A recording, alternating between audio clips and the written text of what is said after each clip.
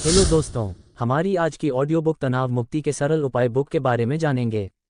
इस वीडियो में हम अध्याय 26 से लेकर अध्याय 30 तक जानेंगे। यदि आपने इससे पहले के अध्याय नहीं देखा है तो चैनल के प्लेलिस्ट में जाकर देखें या फिर वीडियो के डिस्क्रिप्शन में देखें। वीडियो शुरू करने से पहले यदि आप चैनल पर नए हैं तो चैनल को सब्सक्राइब करें और वीडियो को लाइक करें। चलिए शुरू करते हैं। अध्याय 26, तनाव मुक्ति में सहायक है संगीत। ध्वनि के दो प्रकार होते हैं, एक प्रिय और दूसरी अप्रिय। जैसे कोई व्यक्ति जब पत्थर उठाकर किसी खंभे पर प्रहार करता है तो उससे उत्पन्न ध्वनि व्यक्ति विशेष को अप्रिय लगती है, परंतु जो ध्वनि वाद्यों से उत्पन्न होती है वह सभी व्यक्ति अथवा प्राणियों को प्रिय लगती है एवं अपनी ओर आकर्षित करती है। यही ध्वनि संगीत कहलाती है। हर वाद्य की अपनी ध्वनि होती है जो हम पर अपना विशेष प्रभाव छोड़ती है। साथ ही उन्हें यदि किसी विशेष सुर में अन्य वाद्यों के साथ बजाया जाए तो वह और भी गहराई से असर करती है, और यही कारण है जब हम कोई वाद्य बिना सुर के बजाते हैं तो हमें उनकी ध्वनि कर्कश व तनावपूर्ण लगती है। ऐसे ही जब कोई बेसुरा गाता है तो उसका गाना हमको चुभता है, सिर में दर्द उत्पन्न करता है।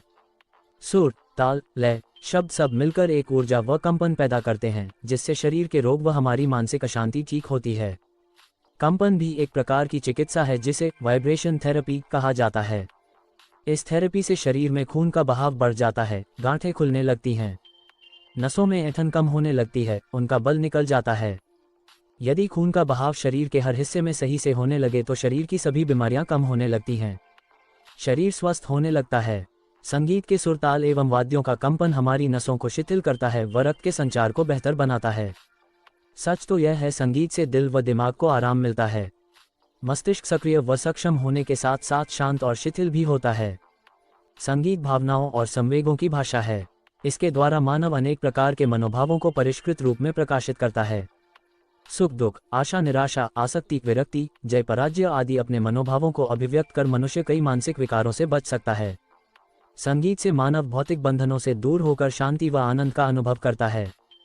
इससे भावों को जगाया जा सकता है। संगीत से अवसाद, शारीरिक पीड़ा और थकान में राहत तो मिलती ही है, इसके अतिरिक्त ये हमारे याददाश्त को भी तेज करता है व साथ ही इसके माध्यम से अस्वस्थ शरीर व मन के कारण जितने भी रोग उत्पन्न हैं उनको भी ठीक किया जा सकता है।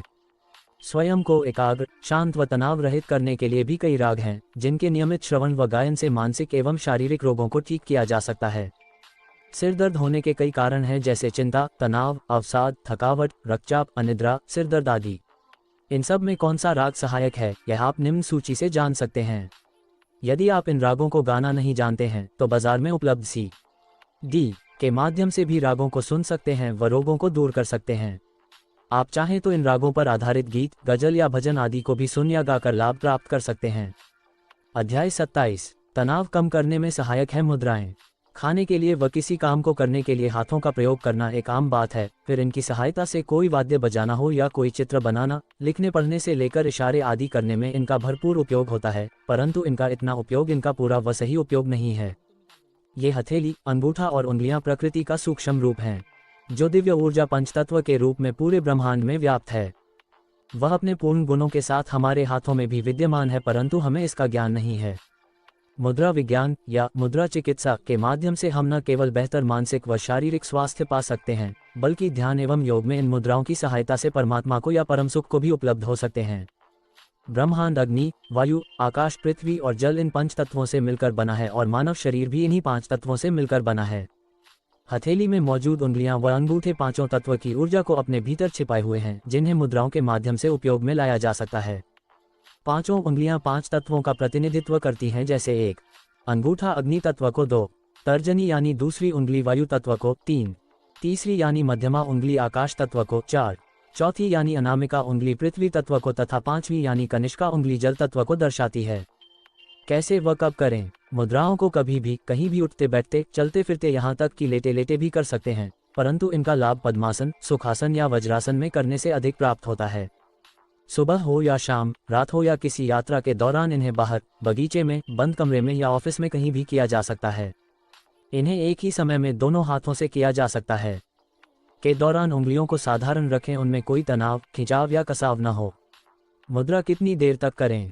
मुद्राओं से लाभ प्राप्त करने के लिए किसी भी मुद्रा को प्रारंभ में कम से कम 10 मिनट तक अवश्य करना चाहिए, फिर चाहे तो इस अवधि को 30 मिनट से लेकर 1 घंटे तक बढ़ाया जा सकता है। यदि एक साथ लंबे समय के लिए इन्हें करना मुश्किल हो तो आप इन्हें 2-3 पृष्ठ 98 बार में भी कर सकते हैं। यदि इन मुद्राओं को जीवन में नियमित रूप से किया जाए तो साधारण कान के दर्द से लेकर हार्ट अटैक जैसे गंभीर रोग तक को ठीक किया जा सकता है। यूं तो रोगों के अनुसार 1 दर्जन से भी अधिक मुद्राएं हैं, परंतु हम यहाँ केवल उन्हीं मुद्राओं का उल्लेख कर रहे हैं जो तनाव को कम कर एकाग्रता और आत्मविश्वास को बढ़ाती हैं, जैसे ज्ञान मुद्रा, व्यान मुद्रा, अपान मुद्रा, उत्तर बोधि मुद्रा, ध्यानी मुद्रा, हाकिनी मुद्रा, त्रिमुख मुद्रा, शिवलिंग मुद्रा तथा हकारा मुद्रा आदि। 1. ज्ञान मुद्रा विधि। आराम से बैठें, अपनी पीठ और गर्दन को सीधी रखें। तस्वीर अनुसार अपनी तर्जनी यानी पहली उंगली और अंगूठे के टिप यानी अग्रभाग को हल्के दबाव के साथ मिलाएं और शेष तीनों उंगलियों को सीधा व ढीला रखें। सुखासन या पद्मासन में बैठकर हथेली को अपने दोनों घुटनों पर आकाशोन्मुख रखें। रोज 20 से 30 मिनट तक इस मुद्रा का अभ्यास करें। लाभ। इस मुद्रा के नियमित अभ्यास से मन शांत और स्थिर होता है, याददाश्त व एकाग्रता बढ़ती है, तनाव, अवसाद, चिंता, भय और अनिद्रा जैसे रोग दूर होते हैं। आध्यात्मिक उन्नति या आत्म जागरण के लिए यह मुद्रा विशेष उपयोगी है। 2. व्यान मुद्रा विधि। आराम से बैठें, अपनी पीठ और गर्दन को सीधी रखें। चित्र अनुसार अपनी तर्जनी एवं मध्यमा उंगली के अग्रभागों को अंगूठे के अग्रभाग से हल्के दबाव के साथ मिलाएं तथा शेष दोनों उंगलियां सीधा व ढीली रखें। सुखासन में बैठकर हथेली अपने दोनों घुटनों को आकाशोन्मुख रखें। रोज 15 से 20 मिनट तक इस मुद्रा अभ्यास करें। अध्याय 28। तनाव मुक्ति में सहायक है योगा और मुद्रा। चिंता, तनाव, सिरदर्द, माइग्रेन, डिप्रेशन आदि सब एक दूसरे से संबंधित हैं, तभी सब एक दूसरे को प्रभावित भी करते हैं।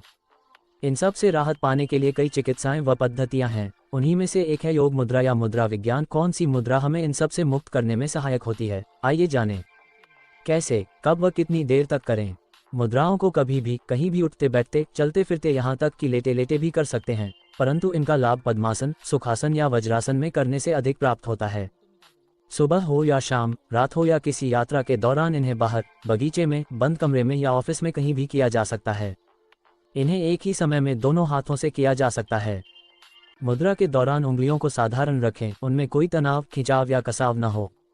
मुद्राओं से लाभ प्राप्त करने के लिए किसी भी मुद्रा को प्रारंभ में कम से कम 10 मिनट तक अवश्य करना चाहिए, फिर चाहे तो इस अवधि को 30 मिनट से लेकर 1 घंटे तक बढ़ाया जा सकता है। यदि एक साथ लंबे समय के लिए इन्हें करना मुश्किल हो तो आप 2-3 बार में भी कर सकते हैं। यदि इन मुद्राओं को जीवन में नियमित रूप से किया जाए तो साधारण कान के दर्द से लेकर हार्ट अटैक जैसे गंभीर रोग तक को ठीक किया जा सकता है। यूं तो रोगों के अनुसार 1 दर्जन से भी अधिक मुद्राएं हैं, परंतु हम यहाँ केवल उन्हीं मुद्राओं का उल्लेख कर रहे हैं जो तनाव को कम कर एकाग्रता और आत्मविश्वास को बढ़ाती हैं। 1. अपान वायु मुद्रा। ये मुद्रा करना बहुत आसान है। हाथ के अंगूठे, मध्यमा, अनामिका के अग्रभाग टिप को आपस में मिलाएं और तर्जनी उंगली के टिप को अंगूठे के आधार पर रखें। इस मुद्रा को 1-3 मिनट तक करें। ये मुद्रा शरीर में बनने वाली गैस को भी कम करती है। यदि आपके सिरदर्द का कारण गैस है तो यह मुद्रा लाभकारी है। महाशीर्ष मुद्रा। तर्जनी और मध्यमा की टिप को अंगूठे की टिप के साथ जोड़ लें और अनामिका की टिप को अंगूठे के आधार पर रखें और छोटी उंगलियों को जितने बाहर की तरफ हो खींच कर रखें। अपने हाथों को गोद में रखकर हाथ ऊपर आकाश की तरफ रखें। अपने श्वास पर ध्यान लगाएं। इस मुद्रा को 3 मिनट तक करें। पॉल 3. वातनाशक मुद्रा। तर्जनी और मध्यमा को अंगूठे के आधार पर रखें और अंगूठे से रोकते हुए दबाएं। सिर दर्द, दांत दर्द, गले में दर्द पर काबू पाने में मदद करता है। जिन लोगों में वात ज्यादा बनता है उनके लिए बहुत उपयोगी है। अनुलोम विलोम। अनुलोम विलोम बहुत ही सरल प्राणायाम है। इससे पुराने से पुराना साइनस सही हो जाता है। पहले हम दाएं हाथ की अनामिका अंगुली से नाक के बाएं छिद्र को दबा लें, फिर दाएं छिद्र से गहरी सांस लें और रोक लें। इसके पश्चात दाएं हाथ के अंगूठे से दाएं छिद्र बंद कर लें, फिर बाएं छिद्र को खोलकर श्वास छोड़ दें। फिर बाएं छिद्र से ही श्वास लें, उसे अनामिका अंगुली से बंद करें और दाएं छिद्र से अंगूठा हटाकर श्वास छोड़ दें। इस प्रकार इस क्रिया को 25 से 30 बार करें। 5. वायु मुद्रा। तर्जनी अंगुली को अंगूठे के आधार पर रखें और दबाएं। वायु के अत्यधिक हो जाने पर सिर दर्द होता है और अगर इस मुद्रा को किया जाए तो शरीर से वायु का प्रकोप कम होता है और सिर दर्द नहीं होता। इस मुद्रा को 3 मिनट तक करें और अच्छे परिणाम पाने के लिए अवधि बढ़ा सकते हैं। पृष्ठ 108-6. ज्ञान मुद्रा। आराम से बैठें, अपनी पीठ और गर्दन को सीधी रखें। तस्वीर अनुसार अपनी तर्जनी यानी पहली उंगली और अंगूठे के टिप यानी अग्रभाग को हल्के दबाव के साथ मिलाएं और शेष तीनों उंगलियों को सीधा व ढीला रखें। सुखासन या पद्मासन में बैठकर हथेली को अपने दोनों घुटनों पर आकाशोन्मुख रखें। रोज 20 से 30 मिनट तक इस मुद्रा का अभ्यास करें। 7. ध्यानी मुद्रा। दोनों हथेलियों को अपनी गोद में ऐसे रखें कि वह एक कटोरे का आकार लें। बाईं हथेली को नीचे और दाईं हथेली को उसके ऊपर रखें। दोनों अंगूठों के अग्रभाग को हल्के दबाव के साथ मिला लें। इसे सुखासन या पद्मासन में जितनी देर कर सकें उतना अच्छा है। अध्याय 29। तनाव मुक्ति में सहायक है रंग। रंग सिर्फ सौंदर्य बढ़ाने या आकर्षण पैदा करने के लिए ही नहीं होते, बल्कि यह हमें कई रोगों से मुक्त करने में हमारी मदद भी करते हैं। मानसिक एवं शारीरिक स्वास्थ्य तथा ध्यान व एकाग्रता में कौन से रंग कैसे व कितने सहायक होते हैं या हो सकते हैं, आइए जानते हैं। वैज्ञानिक शोध बताते हैं प्रकाश न केवल हमारी त्वचा व हड्डियों के लिए महत्वपूर्ण है, बल्कि हमारे मानसिक स्वास्थ्य के लिए भी बेहद जरूरी है। जो इंसान रोशनी से बचता है या अंधेरा पसंद करता है वह आम आदमी की तुलना में न केवल कम क्रियाशील व ऊर्जावान होता है, बल्कि तनाव, अवसाद जैसे रोगों से भी ग्रसित रहता है। जिस तरह रोशनी के अभाव से खाद्य मिट्टी में लगा हरा पौधा भी मुरझा जाता है, वैसे ही बिना रोशनी के सेवन से मनुष्य का तन मन भी मुरझा जाता है। इसलिए जिसे हम धूप, प्रकाश या रोशनी कहकर संबोधित करते हैं वह अपने चारों ओर देखते हैं, वह हमारे लिए एक तरह से औषधि है। लेकिन ये भी सच है कि जिस धूप, रोशनी या प्रकाश को हम औषधि कह रहे हैं उसका संबंध सिर्फ उसके पीले सफ़ेद रंग या उसकी गर्माहट से ही नहीं है, बल्कि उन 7 रंगों से भी है जो उसमें निहित है, यानी लाल, नारंगी, पीला, हरा, आसमानी, नीला और बैंगनी रंग। देखा जाए, रंग चिकित्सा कुछ और नहीं प्रकाश के माध्यम से प्राप्त हुए रंगों द्वारा चिकित्सा है, क्योंकि हर रंग की अपनी आवृत्ति, फ्रीक्वेंसी, तरंग, वेवलेंथ व ऊर्जा, एनर्जी, शक्ति होती है, जिसके माध्यम से वह औषधि के रूप में हमारे स्वास्थ्य व सेहत को लाभ पहुंचाते हैं। तनाव, सिरदर्द, डिप्रेशन आदि में सहायक रंग यूं तो किरणों से प्राप्त 7 रंगों का विभिन्न रोगों में अपना विशेष महत्व और उपयोग है, परंतु हम यहाँ आपको उन्हीं रंगों के बारे में बता रहे हैं जो हमें कमजोर स्नायु तंत्र के कारण होते हैं, जैसे तनाव, अनिद्रा, क्रोध, असंतोष, अवसाद एवं अधैर्य आदि। इसीलिए हम उन्हीं रंगों का उल्लेख करेंगे जो हमें शांत व तनाव मुक्त करने में हमारी मदद करते हैं। जैसे हरा, ये रंग आत्मनियंत्रण और संतुलन प्रदान करने के साथ साथ शांति, संतोष और धैर्य भी दिलाता है। तनाव को कम कर हमें विश्राम की स्थिति में लाने में ये हमारी मदद करता है। इतना ही नहीं, हरा रंग हमारे आत्मविश्वास एवं एकाग्रता में भी वृद्धि करता है। नीला व आसमानी, यह रंग दिमागी संतुलन और समझदारी बढ़ाने वाला, मस्तिष्क को शांत रखने वाला होता है। इस रंग का संबंध हमारी आत्मा से भी होता है। इस रंग की मदद से मनुष्य की कल्पना शक्ति व ग्रहण क्षमता में भी वृद्धि होती है। गहरी नींद, सिरदर्द, अवसाद, बेचैनी व प्रज्ञा के लिए तो ये रंग विशेष प्रभावशाली है। इतना ही नहीं, नीला रंग हृदय गति एवं श्वास को शांत कर रक्तचाप को दुरुस्त करने में भी सहायक है। बैंगनी, आत्मिक स्तर पर कार्य करने वाला ये रंग ध्यान एवं योग करने की शक्ति को कई गुना बढ़ा देता है। इस रंग के माध्यम से इंसान के विचार शुद्ध होने के साथ साथ सृजनात्मक भी होते हैं। ये रंग उत्तेजना को कम कर एकाग्रता को बढ़ाता है। इतना ही नहीं, बैंगनी रंग बोरियत और चिड़चिड़ापन भी दूर करता है और हमें उदार व करुणावान बनाता है। सफ़ेद, हालांकि रंग चिकित्सा में सफ़ेद रंग का स्थान नहीं है, परंतु ध्यान एवं एकाग्रता बढ़ाने में सफ़ेद रंग का उपयोग किया जा सकता है। जैसे सफ़ेद रंग की दीवारें, सफ़ेद पर्दे व सफ़ेद वस्त्र, यहाँ तक कि माथे पर चंदन का सफ़ेद टीका भी उपयोग में लाया जा सकता है। आप चाहें तो सफ़ेद फूलों का भी उपयोग कर सकते हैं। सफ़ेद रंग को देखकर न केवल मन में सफाई व स्वच्छता का भाव जगता है, बल्कि मन हल्का, निर्भर, शिथिल और शांत भी होता है।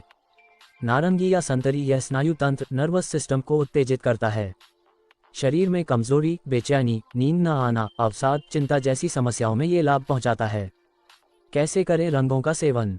ये तो हमने जान लिया कि रंग और मनुष्य का गहरा संबंध है तथा क्या है रंग चिकित्सा का विज्ञान। पर अब प्रश्न उठता है कि इन रंगों का हम सेवन या उपयोग कैसे करें कि हमें इनका लाभ प्राप्त हो सके। इसके लिए आप सहायक रंगों का प्रयोग अपने दैनिक जीवन में निम्नलिखित तरीकों से कर सकते हैं। रोग से संबंधित रंग की खाद्य सामग्री अपने आहार में शामिल करें। संबंधित रंग के कपड़े और गहने पहनें। संबंधित रंग से जुड़े रत्न भी पहने जा सकते हैं। विभिन्न प्रकार की रोशनी वाले लैंप्स का इस्तेमाल करें।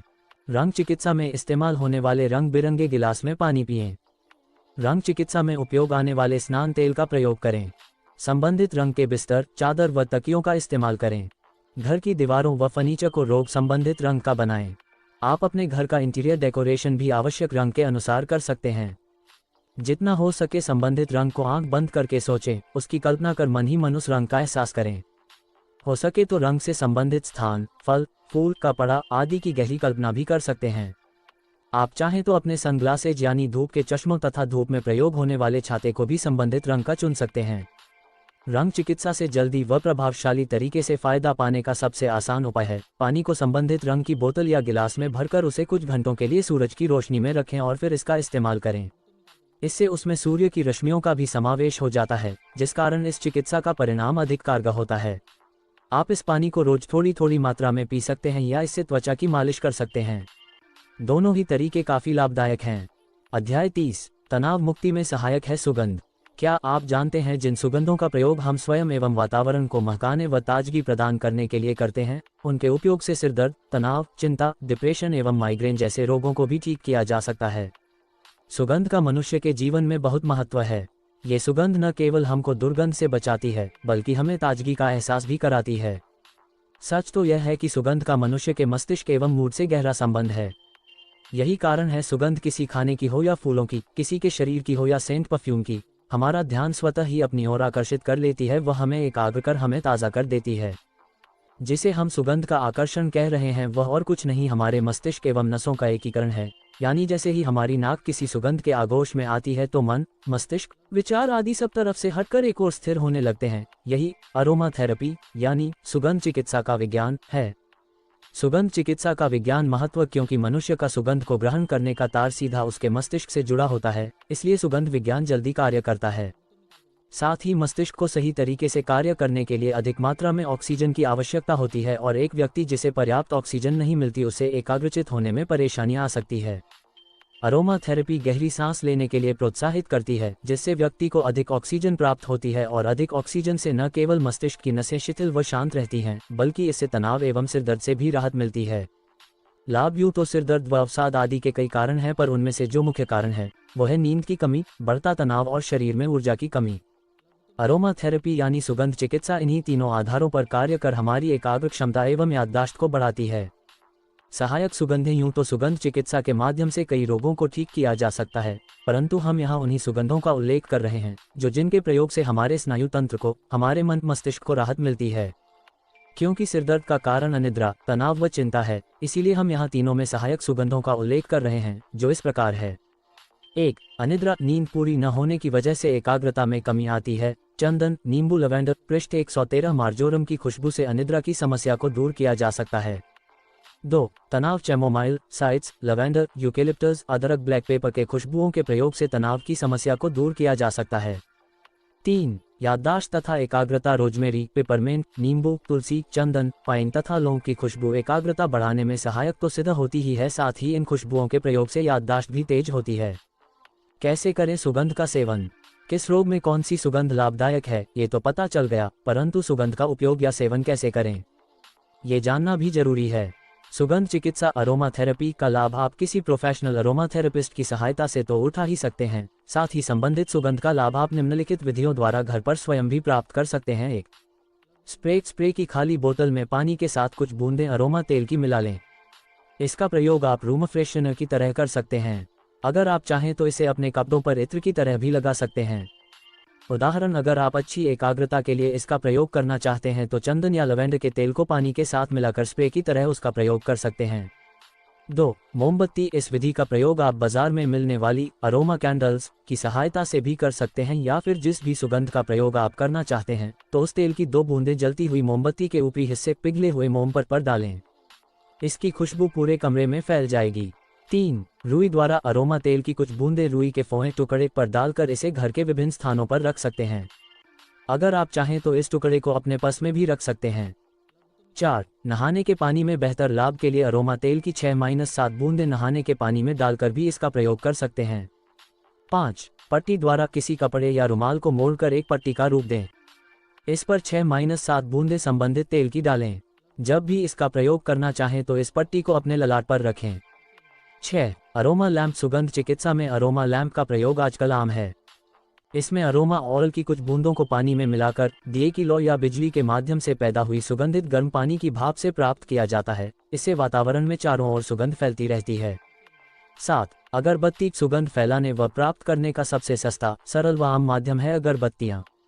यह न केवल आराम से मिल जाती हैं बल्कि इनका उपयोग भी सरल है। पृष्ठ 114 सुगंध चिकित्सा के लिए इनका उपयोग भी किया जा सकता है। 8. प्राकृतिक फूल व फल, कृत्रिम तेल व परफ्यूम आदि भले ही अच्छी खुशबू देते हों, परंतु जो बात प्राकृतिक वस्तुओं से प्राप्त सुगंध में है वह बनावटी सुगंधों में नहीं। प्राकृतिक वस्तुओं से प्राप्त सुगंध न केवल शुद्ध होती है बल्कि इसका असर भी गहरा होता है। इसलिए संबंधित सुगंधों का यदि प्राकृतिक सेवन संभव है तो उनका उपयोग अवश्य करें। यानी संबंधित फूलों से घर या टेबल को सजाएं, जिससे न केवल घर सुंदर लगेगा बल्कि महकेगा भी। ऐसे ही आप सुगंध के लिए संबंधित फलों का उपयोग भी कर सकते हैं, यानी उन्हें खाने से पहले जी भरकर सूंघें भी।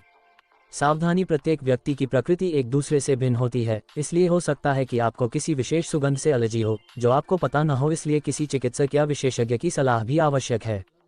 इसके आगे का अध्याय देखने के लिए चैनल की प्लेलिस्ट में जाएं या फिर वीडियो के डिस्क्रिप्शन में देखें। धन्यवाद।